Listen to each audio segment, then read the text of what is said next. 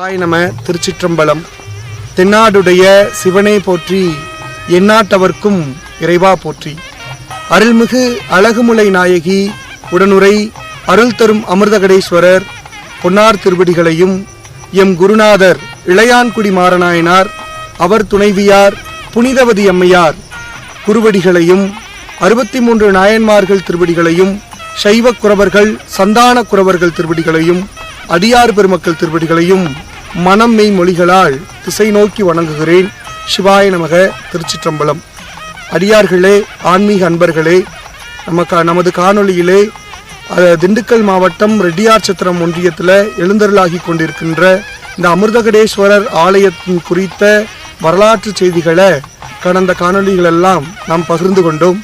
இந்த காணொளியில் இந்த ஆலயம் எழுப்புவதற்காக அடியார்கள் எவ்வாறெல்லாம் பொருளீட்டினார்கள், யாரையெல்லாம் சந்திச்சார்கள், இந்த ஆலயமானது எப்படிலாம் எழுந்து வந்துட்டுருக்கு அப்படிங்கிற செய்திகளை எம்பெருமான் திருவருளால் நாம் பகிர்ந்துக்கலாம். சிவாய் நம்ம. திருச்சிற்றம்பலம். நம்ம ஆலயம் எழுப்புவதற்காக நம்ம முதல்ல பாலக்காலெல்லாம் போட்டுட்டு பூமி பூஜையெல்லாம் போட்டுட்டு பூமியிலேருந்து மண்ணெல்லாம் எடுத்து குழி பறிச்சாச்சு. அதுக்கப்புறம் இந்த முதல்ல கல் எடுக்கணும். கருங்கல் எடுத்து கிட்டத்தட்ட பூமிக்கு கீழே 11 அடி கற்களை கொண்டு நம்ம கட்டிட்டு வரணும். பூமி கீழேருந்தே கட்டிட்டு வரணும்.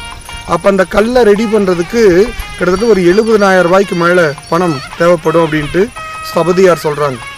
அப்போ அந்த 70,000 ரூபாய்க்கு என்ன பண்ணுறது அப்படின்ட்டு தெரியல. அடியார்கள் யார்ட்டையும் ₹1 காசு கிடையாது. அப்போ ஒவ்வொருத்தவங்களா கேட்டு பார்க்கும்போது அடியார்கள் சொன்ன ஒரே பதில், நீங்கள் திருவண்ணாமலை சித்ரா பௌர்ணமிக்கு திருவண்ணாமலை போங்க, அங்கே போனீங்கன்னா கண்டிப்பாக உங்களுக்கு அதுக்கு விடை கிடைக்கும். இல்லையா, அங்கே வரக்கூடிய அடியார்கள்ட்ட நீங்கள் யாசகம் வாங்குங்க அப்படின்ட்டு அடியார்கள் எல்லாம் சொன்னாங்க. அப்போது நாங்கள் அடியார்கள் எல்லாம் சேர்ந்து நம்ம கோயிலோடைய பதாகையை ஒன்று ரெடி பண்ணிவிட்டு திருவண்ணாமலை போய் அந்த கிரிவல பாதையில் நின்று சாமியோட கோஷங்களை பார்த்து அங்கே வரக்கூடிய அடியார்கள்ட்டெல்லாம், ஐயா, இந்த மாதிரி திண்டுக்கல் மாவட்டம் ரெட்டியார் சத்திரம் ஒன்றியத்தில் அருள்மிகு அழகுமுலை நாயகி உடனுரை அமிர்தகடேஸ்வரருக்கு கருங்கல்லால் ஆலயம் எழுப்பிட்டுருக்கோம், உங்களால் முடிந்த உதவிகளை நீங்கள் இந்த ஆலயத்துக்கு பண்ணுங்க அப்படின்ட்டு அங்கே வரக்கூடிய அடியார்கள்ட்டெல்லாம் நாங்கள் கேட்டோம்.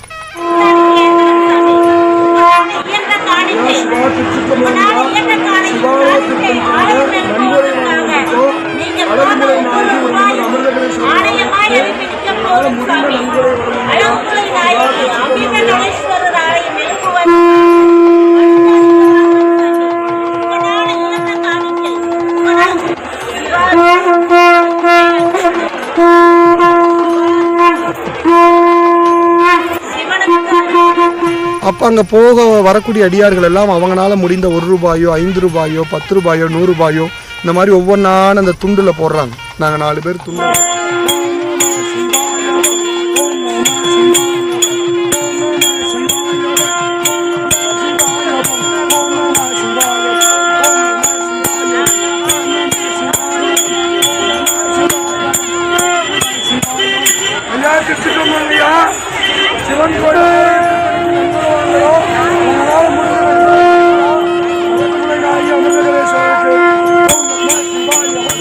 விரிச்சு சங்குநாதம் எழுப்பி திருமுறை விண்ணப்பம் வச்சுக்கிட்டு பாடல்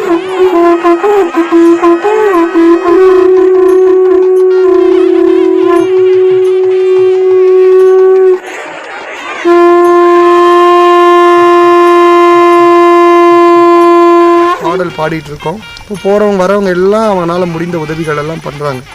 இந்த பணமெல்லாம் ஒரு காலையிலேருந்து நைட்டு வரைக்கும் நாங்கள் இந்த மாதிரி நின்று வசூல் பண்ணிவிட்டு பார்த்தா மொத்தம் 15,000 ரூபாய் அதில் இருந்தது. இதுக்கப்புறம் அங்கங்கே அடியார்கள்ட்ட கொஞ்சம் வசூல் பண்ணி கல்லுக்கு ஒரு முன்தொகையை கொடுத்து கல்லையும் ஆர்டர் பண்ணியாச்சு. அதுக்கப்புறம் சில அடியார்களெல்லாம் உதவி பண்ணி அந்த கல்லை கொண்டு வந்தாச்சு. அப்போ அடியார்களெல்லாம் படைசூழ அடியார்களின் கையாலவே முதல்ல கல் எடுத்து கல்லை கொண்டு போய் வச்சு பூமியிலேருந்து தரைக்கடியிலேருந்து தரை வரைக்கும் கல்லை மேலே ஏற்றியாச்சு. அதுக்கப்புறம் தரைக்கு மேலே கிட்டத்தட்ட ஒரு 8 அடி வரைக்கும் நம்ம பேஸ் மட்டம் கொண்டு போகணும். ஏன்னா சுவாமியோட பேஸ் மட்டத்தை நல்லா ஸ்ட்ராங்காக வைக்கணும். எவ்வளோ தான் இந்த பக்கம் உயர்ந்தாலும் இந்த கோயில் கருவறை பேஸ் மட்டத்தை ஓடக்கூடாது அப்படிங்கன்னா நல்ல ஹைட்டு கொண்டு போகணுங்கிறதுனால மறுபடியும் கொஞ்சம் கல்லெல்லாம் வாங்கி அடியார்கள்ட்ட அங்கங்கே வசூல் பண்ணி கல்லெல்லாம் வாங்கி பேஸ் மட்டம் கொண்டு வந்தாச்சு. அதுக்கப்புறம் இந்த சபதியாருக்கு கொடுக்கறதுக்கு பணம், நம்ம சிமெண்ட்டு கல்லெல்லாம் எடுக்கிறதுக்கு பணம் என்ன பண்ணுறதுன்னு தெரியாமல் உத்தரகோச மங்கையில் அங்கே ஆருத்ரா தரிசனம் அன்னைக்கு போய் அங்கே இருக்க அடியார்கள்ட்டெல்லாம் யாசகம் வாங்கணும். சதுரகிரியில் போய் யாசகம் வாங்கணும். இந்த மாதிரி ஒவ்வொரு இடங்கள்லையும் போய் யாசகம் வாங்கிட்டு வந்து ஒவ்வொரு வணிகர்கள்ட்டையும் போய் கேட்டு நம்ம கோயிலை பேஸ் மட்டம் வரைக்கும் கொண்டு வந்து முடிச்சாச்சு. அதுக்கு மேலே தான் நம்மளுடைய பணியே ஆரம்பம். நம்ம வந்து கிரானைட் கல் எடுத்துகிட்டு வரணும். அந்த கல் எங்கே இருக்குன்னு பார்க்கும்போது சேலம் ராசிபுரத்தில் அந்த கல் இருந்தது. நாங்கள் முதல் நட கொட்டேஷன் வாங்கும்போது எங்களுக்கு கரெக்டாக 3 லட்சம் ரூபாய் வந்தது. கல் அங்கேருந்து இங்கே வந்து இறங்கி வண்டி கூலியோடு. அப்போ இந்த 3 லட்சம் ரூபாய் எப்படி ரெடி பண்ணுறது அப்படின்னு யோசிக்கும்போது எங்களுக்கு என்ன பண்ணுறதுனே தெரியல. அப்போ எல்லா அடியார்களும் சாதாரணமாக ரொம்ப கஷ்டப்படுறவங்க தான். அவங்களுக்கு எவ்வளவு தான் கஷ்டம் இருந்தாலும் கூட அவங்களால எவ்வளவு முடியுமோ அவ்வளவுக்கு பணத்தை ரெடி பண்ணி அவங்கக்கிட்டே ஒரு தவணை தொகையாட்ட வச்சு கொஞ்சம் கொஞ்சமாக அந்த பணத்தை அனுப்பிவிட்டு கல்லெல்லாம் கொண்டு வந்து இந்த ஆலயத்தை கல்லை கொண்டு வந்து டிசைன் பண்ண ஆரம்பித்தாச்சு. இந்த மாதிரி நாங்கள் ஒவ்வொரு கோயிலுக்கும் யாசகம் கேட்க போகும்போது எங்களுக்கு பொருளாதாரம் கிடைக்கிறதோட நிறைய அடியார்களுடைய பழக்கம் கிடைச்சது. திருவண்ணாமலையில் போகும்போது பெங்களூர்லேருந்து ஒரு அடியார், அவரெல்லாம் யாருன்னே தெரியாது, ஆனால் அவர் இன்றைக்கி வரைக்கும் எங்கள் கூட பிரயாணம் பண்ணிட்டு வர்றாங்க. அதே மாதிரி உத்தரகோச மங்கையில் போகும்போது தேனியில் இருக்க சிவனடியார் கூட்டம், அவங்களும் இன்னும் பிரயாணம்.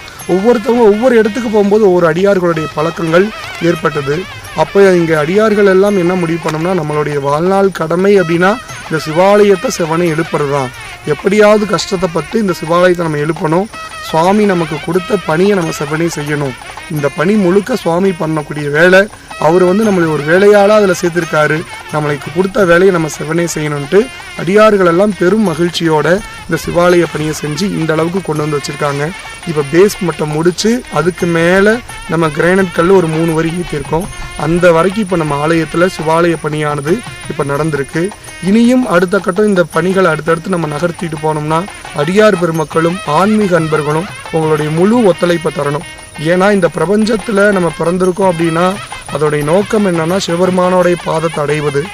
சிவபெருமானுடைய பாதத்தை அடைவதை விட அவருடைய சிவாலய திருப்பணிக்கு ஒரு செங்கல் வாங்கி தர்றதுக்கும் ₹1 பணம் கொடுக்கறதும் கூட ஒரு பெரிய புண்ணியம் அப்படின்னு சொல்லுவாங்க.